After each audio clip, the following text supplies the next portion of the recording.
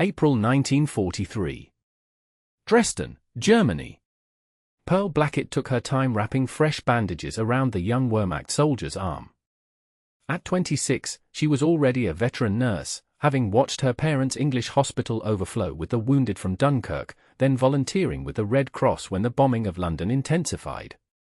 Now she found herself in Dresden, assigned to a hospital treating both civilians and military personnel. Pearl had volunteered for this post specifically, though she never told anyone why. "You are too gentle, nurse," the soldier said in halting English. English nurses should hate German soldiers. Pearl secured the bandage with a small metal clip. "I don't hate anyone who's hurting," she replied quietly. "Besides, it's 1943. I'm tired of hatred." Through the tall windows, Pearl could see the spires of Dresden still intact against the blue spring sky. The beautiful city had been spared the worst of the bombing so far, though everyone knew it was only a matter of time. Time, that slippery thing she was running out of. After her shift, Pearl walked through the cobbled streets toward her small rented room, her papers checked twice by patrols. Being an English nurse in Germany required special permissions and scrutiny, even for Red Cross workers. The suspicious glances from locals had become part of her daily existence. Her landlady, Frau Müller, was sweeping the front steps when Pearl arrived. "Letters came," she said, her mouth pinched with perpetual worry. "I put them in your room." Pearl thanked her and climbed the narrow staircase to her sparse accommodations. 2 letters waited on the small desk, one from her parents in Devon, likely filled with carefully worded concerns about her welfare, and the other, smaller envelope, addressed in a familiar hand that made her heart quicken. She opened the second letter first, unfolding the thin paper with trembling fingers. "My dear friend P. The censors are watching, so I'll be brief. Our squadron has been assigned to new operations. I cannot say where, but you understand that duty calls in unexpected directions. I'm flying more missions than ever. The sky is both freedom and prison these days. I keep the photograph you know of close to my heart during every flight. It reminds me why we fight, though I sometimes question whether any cause justifies such destruction. 23 missions now. They say 25 is the magic number for rotation, but I've seen the mathematics of probability. The odds grow longer with each return. I dream of Dresden's peace. Sometimes I wonder if you found what you were seeking there. I hope so. It would make this separation bearable. Until better days. Pearl pressed the letter to her chest, her eyes closing briefly. Officer Owen Nichols, Royal Air Force pilot, childhood neighbor, and the man she'd loved since she was 16, wrote to her under the guise of an old friend. Their correspondence was dangerous enough without revealing the true nature of their relationship. A British pilot writing to a British nurse in Germany, even a Red Cross nurse, could raise questions neither of them could afford. She hid the letter beneath the false bottom of her suitcase, alongside the others she'd received over the past 8 months. Then she sat at her small desk and began her reply, careful, coded, longing disguised as friendly concern. What she could never write was why she had requested Dresden specifically, the hope of finding information about her mother's family, Germans who had cut all ties when her mother married an Englishman in 1916. The family name and address were all she had, Bauer, Johannstadt district. Her mother's dying wish had been for reconciliation, a wish that seemed impossible in the midst of another war, yet Pearl had come anyway. 3 days later, the air raid sirens wailed just after midnight. Pearl pulled on her uniform in seconds, rushing to the hospital where casualties would soon arrive. Though the bombing was concentrated in the industrial outskirts, some errant bombs had struck residential areas. Working through the night, Pearl moved mechanically from patient to patient, a child with shrapnel wounds, an elderly man in shock, a pregnant woman with burns. Around dawn, when the immediate crisis had stabilized, the head nurse approached her. "Nurse Blackett, there's a woman asking for you specifically. Elderly, injured in the raid. She's conscious but weak." Puzzled, Pearl followed her to a bed in the corner where an old woman lay, her face half obscured by bandages, silver hair spread across the pillow. "You asked for me," Pearl said gently in German. The woman's uninjured eye opened. "You are the English nurse?" "Pearl Blackett." Pearl nodded, a strange feeling settling in her stomach. "I am Helene Bauer." The woman's voice was thin but clear. "My sister's daughter was named Margaret Bauer before she married an Englishman and became dead to us." Pearl's hands froze in the act of checking the woman's pulse. "Margaret was my mother," she whispered. The old woman closed her eye. "I know. Word spreads in a hospital. An English nurse named Blackett, asking questions about the Bauers." She coughed painfully. "I never thought I would see Greta's child. My mother died 6 months ago," Pearl said. Her last wish was to mend what was broken. Helene's face tightened. "Too late.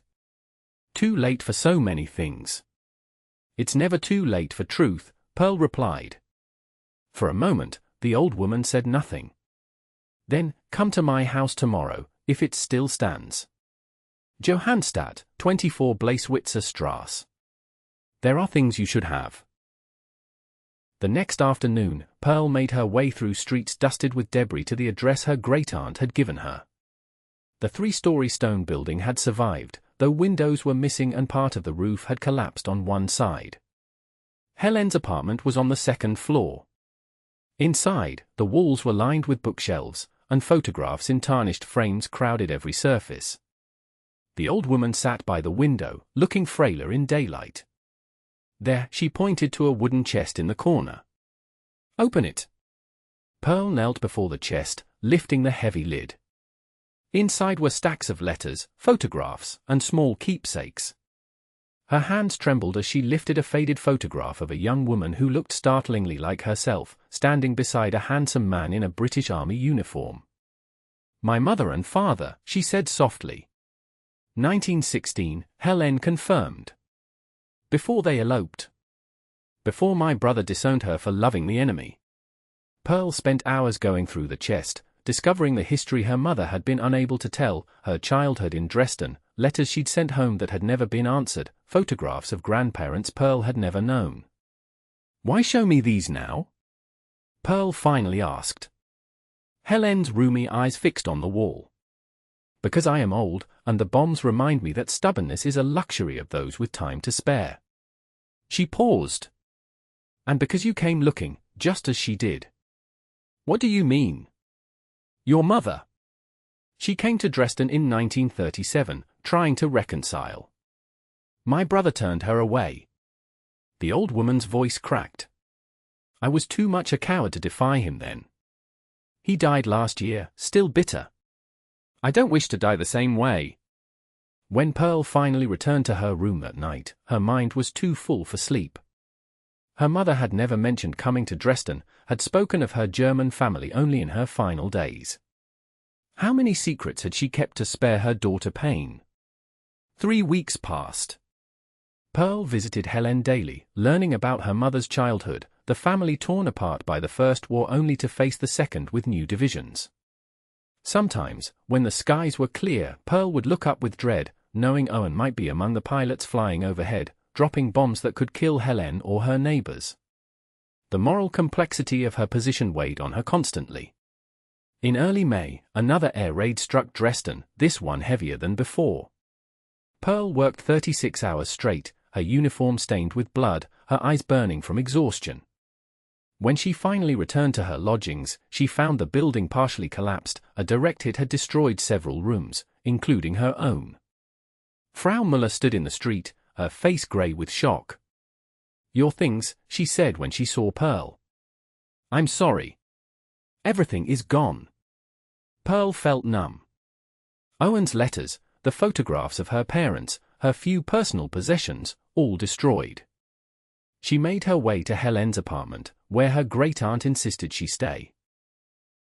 That night, as air raid sirens wailed again, they huddled in the building's cellar alongside other residents. Pearl held Helene's frail hand as the bombs fell, feeling the building shudder around them. When the all-clear finally sounded, they emerged to find half the street in ruins. "We should check who needs help," Pearl said, her nurse's instincts taking over despite her exhaustion. They separated, Pearl moving through the debris, calling out for survivors. In the wreckage of a building across the street, she heard a faint cry and began carefully climbing over fallen beams and shattered brick.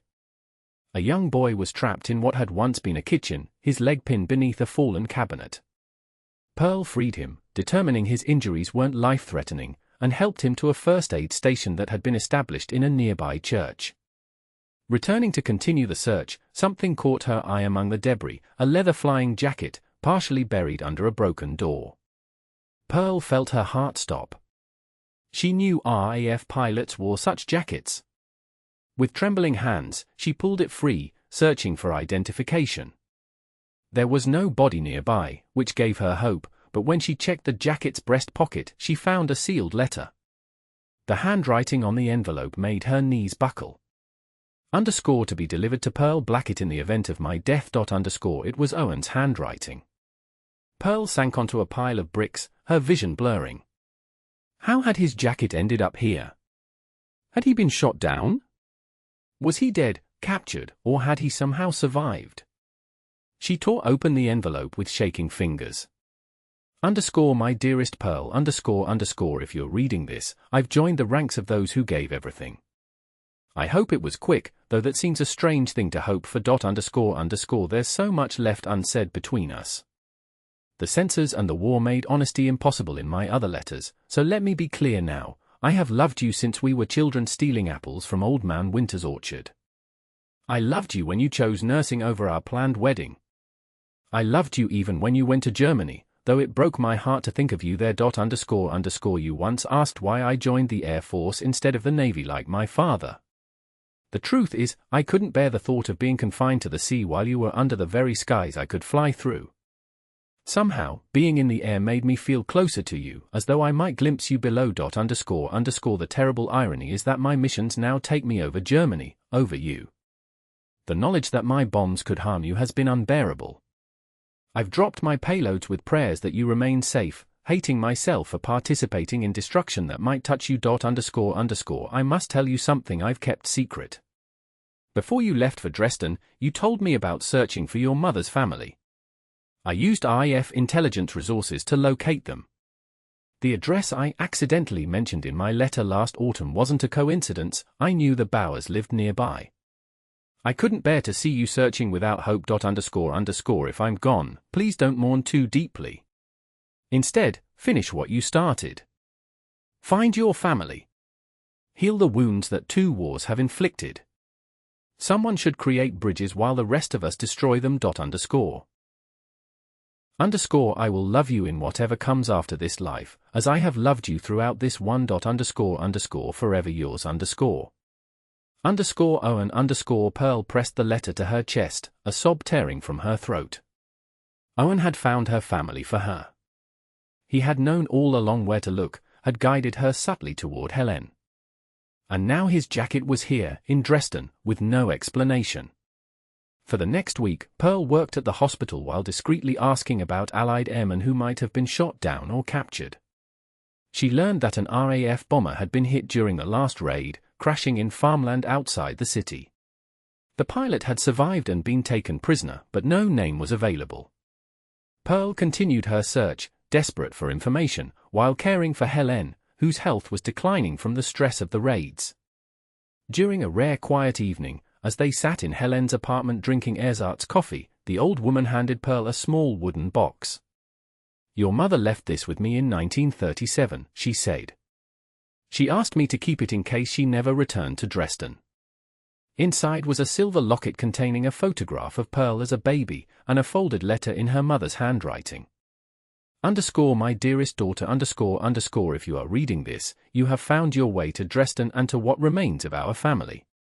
There is something you must know that I have never had the courage to tell you. Underscore your father, James Blackett, raised you as his own from the day you were born, and in every way that matters, he is your father.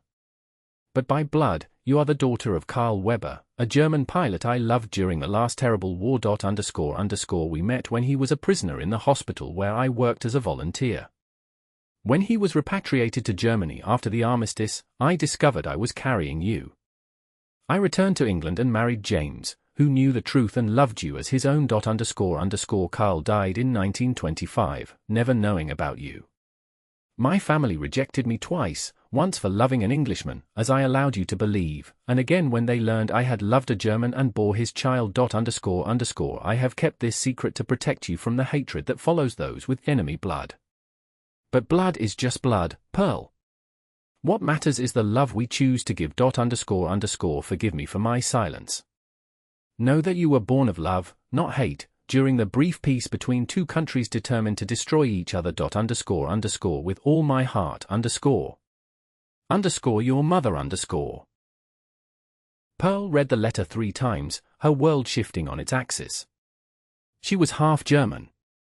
The enemy blood her mother feared would condemn her ran in her own veins. Did you know? She asked Helen.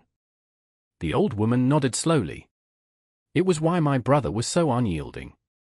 Not because she married an Englishman, but because she had loved a German and then left. Why didn't she tell me? The same reason she never told Carl about you. She wanted to protect you both from impossible choices. Pearl spent the night awake, reconsidering everything she had believed about herself. By morning, she felt oddly unburdened. The arbitrary divisions of nationality seemed suddenly meaningless. She was both English and German, belonging to both sides of a conflict that had claimed so many lives. 2 days later, word came that prisoners of war were being transferred from a local holding facility to a permanent camp. Pearl used her Red Cross position to gain access to the transfer list. There, in neat typewritten letters, was the name, Flight Lieutenant Owen Nichols, Royal Air Force. With her heart pounding, Pearl managed to secure permission to visit the holding facility on Red Cross business. The German officer in charge was skeptical but finally relented when Pearl explained she needed information about the treatment of Allied airmen for the International Red Cross. She was led to a small room where prisoners could meet with officials. When Owen was brought in, his face bruised, his uniform dirty but his posture still straight, Pearl nearly broke her careful composure. His eyes widened at the sight of her. "Nurse Blackett," he said formally, though his voice trembled slightly. "Lieutenant Nichols," she replied with equal formality. "I'm here to inquire about your treatment and medical condition." The guard moved to stand by the door, watching them suspiciously. Pearl began a routine medical assessment, asking clinical questions while her eyes conveyed everything she couldn't say. When she checked the wound on his temple, she leaned close enough to whisper, "I found your jacket." "And the letter." His hand trembled slightly under hers. "My crew." "I don't know," she whispered. "I've been searching for you." The guard cleared his throat, and Pearl stepped back, continuing her examination professionally. When she finished, she spoke loudly enough for the guard to hear. "The International Red Cross will continue to monitor your situation, Lieutenant. Is there anything else you wish to report?" Owen's eyes held hers. "Only that some things survive even the worst destruction. Remember that." As she prepared to leave, he added, "My personal effects, did they recover anything besides the jacket?" Pearl shook her head. "Just the jacket and what was in it." Something flickered in his eyes. "There was a photograph inside." "I hope it wasn't lost." Pearl hadn't found any photograph. "I'll inquire," she promised. That night, she carefully examined the jacket again, searching every seam and pocket. In the lining, she found a small tear and, hidden inside, a photograph of herself standing in her parents' garden in Devon, smiling at the camera. On the back, in her own handwriting, "Come back to me. Summer 1939. It had been taken the week before war was declared, the last time they had been together. The edges were worn smooth, as though frequently handled. Pearl continued her work at the hospital, visiting Helen daily and making discreet inquiries about Owen's status. In late May, she learned he was to be transferred to a permanent POW camp within days. With Helen's help, Pearl composed a letter to Owen, ostensibly from a fictitious cousin, which she was able to pass to him through official Red Cross channels. In it, she included a coded message about her mother's revelation and her own complicated heritage. His reply came swiftly, "Dear cousin, thank you for your letter. It brings comfort to know family still thinks of me." The news about Aunt Margaret's history was surprising but changes nothing of importance. We are all more complicated than we appear, aren't we? They move us soon. I will think of home, of the garden where we played as children, of the life that waits after this long night ends. Tell P that some boundaries are only lines on maps, not divisions in the heart. What we are born as matters less than what we choose to become. Your affectionate cousin O. The day before Owen's scheduled transfer, Dresden suffered its worst raid yet.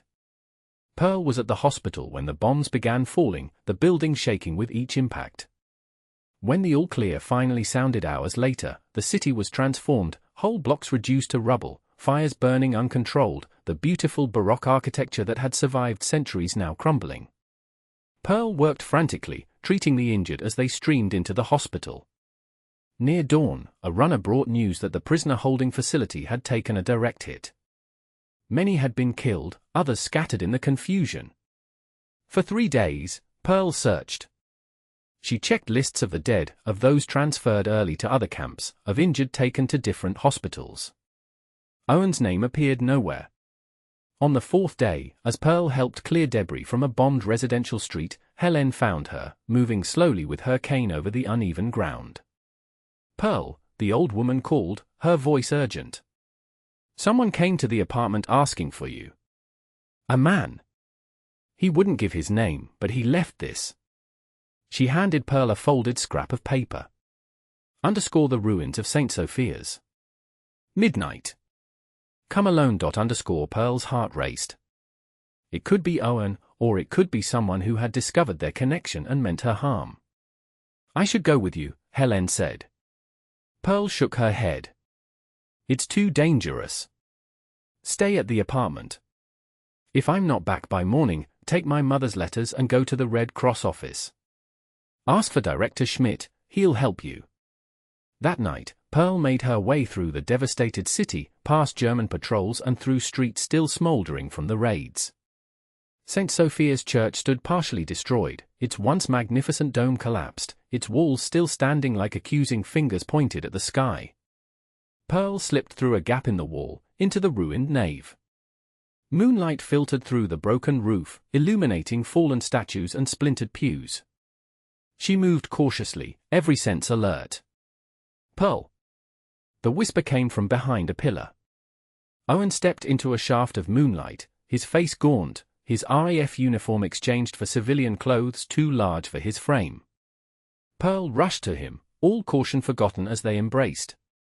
"How did you escape? Everyone thinks you're dead or recaptured." "When the bombs hit, I saw my chance," he said, his voice rough. "I've been hiding, moving at night.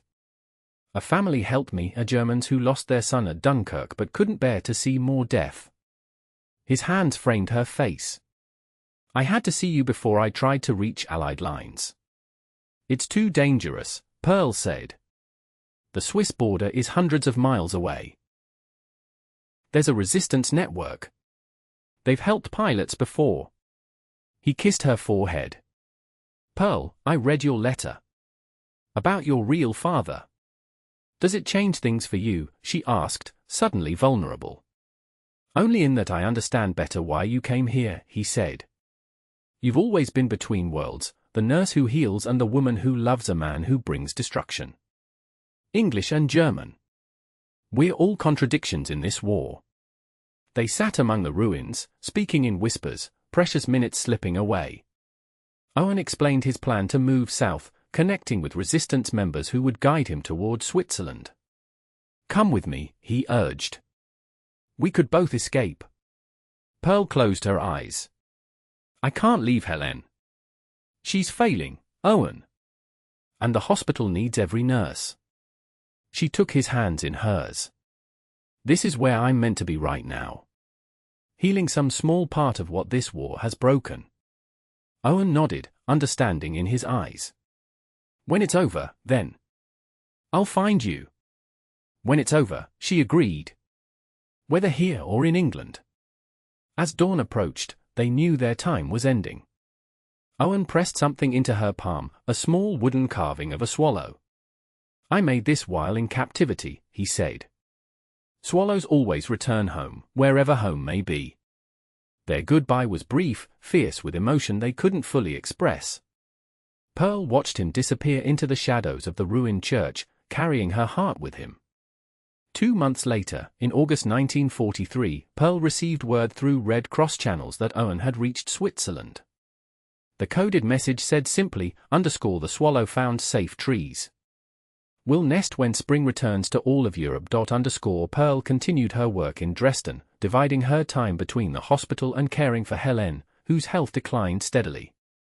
The old woman died peacefully in October, leaving Pearl her apartment and the family photographs and letters, the history of both sides of her heritage. As the war intensified, Pearl remained in Dresden, treating the wounded, rebuilding what small parts of life could be rebuilt in the midst of destruction. She wrote to Owen through Swiss intermediaries, brief letters that passed through many hands before reaching him. In February 1945, the bombing of Dresden reached its apocalyptic conclusion. The firestorm that engulfed the city left nothing of the world Pearl had come to know. The hospital was destroyed, Helene's apartment building reduced to rubble. Pearl survived in an underground shelter, emerging to a city transformed into a landscape of ash and bone. Among the ruins of Helene's building, Pearl searched desperately for the chest containing her family's history. She found it, miraculously intact beneath fallen beams, and salvaged what she could, the letters, photographs, and the wooden swallow Owen had carved. With Dresden destroyed and the war clearly approaching its end, Pearl finally accepted evacuation with other foreign nationals. She carried with her the salvaged remnants of both sides of her heritage, English and German, the complexity of her blood mirroring the complexity of the war itself. In May 1945, as Europe celebrated victory and mourned its dead, Pearl waited in London.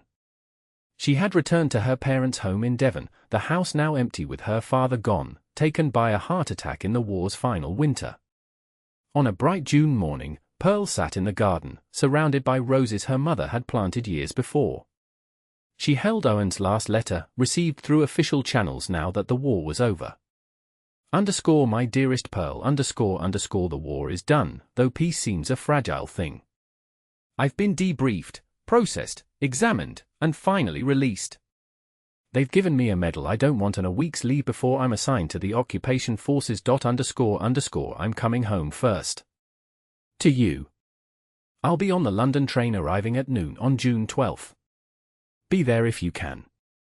If not, I'll find my way to Devon. The swallow returns, as promised. All my love.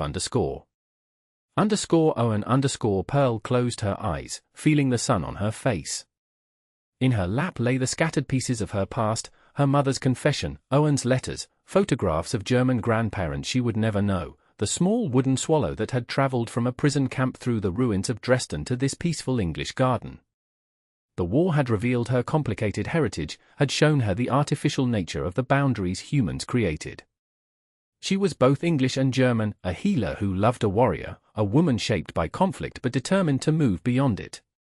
She gathered the letters and photographs, placing them carefully in the chest she had salvaged from Dresden. Then she went inside to prepare for her journey to London, to meet the train that would bring Owen home. As she packed an overnight bag, Pearl paused at her bedroom window, looking out at the rolling Devon countryside. The wounds of war were everywhere, visible and invisible, but healing had already begun, in the land, in the people, in herself. She placed Owen's wooden swallow on her dressing table, its wings spread as if in flight. Tomorrow, she would be at the station when his train arrived. Together, they would begin the work of building something new from the ruins of what had been destroyed. Pearl closed her suitcase, ready at last to embrace the future, carrying with her the letter that had changed everything about her past.